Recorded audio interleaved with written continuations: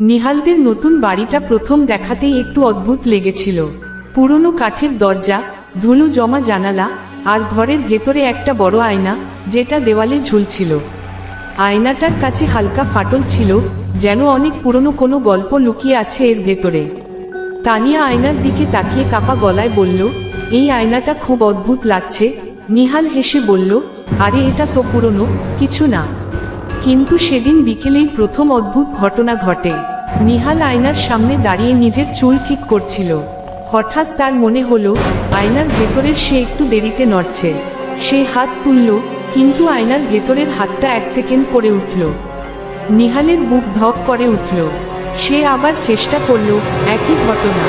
সে নিজেই ফিসফিস করে বলল, এটা কি আমার ভুল দেখছি? রাতটা ছিল আরো ভয়ঙ্কর। গভীর রাতে হঠাৎ তানিয়ার চিৎকারে সবাই ঘুম থেকে জেগে ওঠে। সে কাঁদতে কাঁদতে বলে, আয়নায় কেউ দাঁড়িয়ে ছিল। ওটা তুমি না, অন্য কেউ। নিহাল তাকে শান্ত করার চেষ্টা করল, কিছু না, দুঃস্বপ্ন দেখেছ। কিন্তু তার নিজের মনেও তখন ভয় ঢুকে গেছে। পরদিন রাতে সাহস করে নিহাল আবার আয়নার সামনে দাঁড়ালো। ঘরটা ছিল অন্ধকার, শুধু হালকা একটা বাতির আলো জ্বলছিল। সে আয়নার দিকে তাকিয়ে রইল। হঠাৎ তার শরীর ঠান্ডা হয়ে গেল, কারণ আয়নার ভেতরের সে ধীরে ধীরে হাসতে শুরু করল, অথচ সে নিজে হাসছিল না।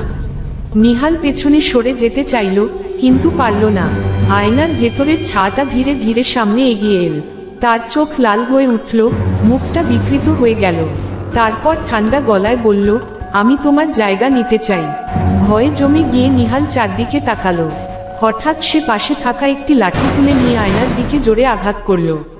এক মুহূর্তে আয়নাটা ভেঙে টুকরো টুকরো হয়ে গেল। ভাঙার সাথে সাথে এক ভয়ঙ্কর চিৎকার শোনা গেল, তুমি পালাতে পারবে না। সবকিছু হঠাৎ চুপ হয়ে গেল। পরদিন সকাল, ঘরটা একদম স্বাভাবিক। ভাঙা কাঁচ মেঝেতে পড়ে আছে। তানিয়া আর নিহাল কেউই আগের রাতের কথা বলতে চায় না।